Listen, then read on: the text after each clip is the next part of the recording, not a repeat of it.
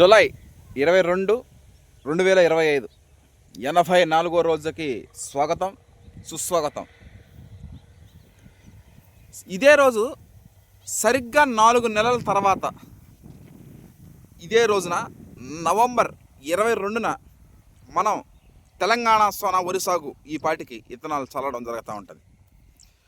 సరిగ్గా 4 నెలల తర్వాత the pride of Telugu Indian rice RNR 15048 మన క్షేత్రంలో ఒక వెలుగు వెలుగుతూ ఉంటుంది.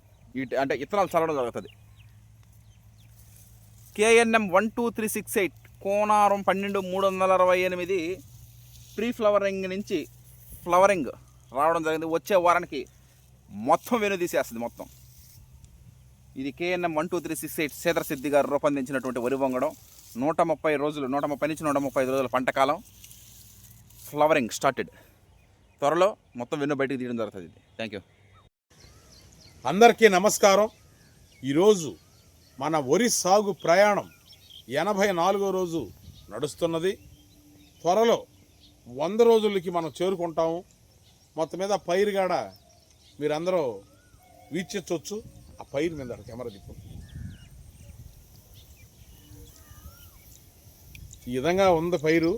ఏది ఏమైనా రైతులు నిద్ర లేచిన కాడి నుంచి సాయంకాలం దాకా అవసరం అయితే రాత్రులు కూడా నీటిపారుదల శాఖ కానీ వాటి కానీ ఈ విధంగా పోరాడి ముందుకు సాగడం జరుగుతూ ఉంది.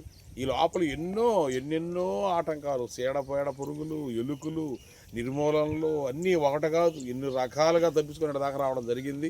తర్వాత ఇక వచ్చే రోజుల్లో కరుగు, తర్వాత సన్న పొట్టలు, తర్వాత బిర్రు పొట్టలు, తర్వాత ఎన్ను తీయడాలు ఇవన్నీ జరుగుతూ ఉంటాయి.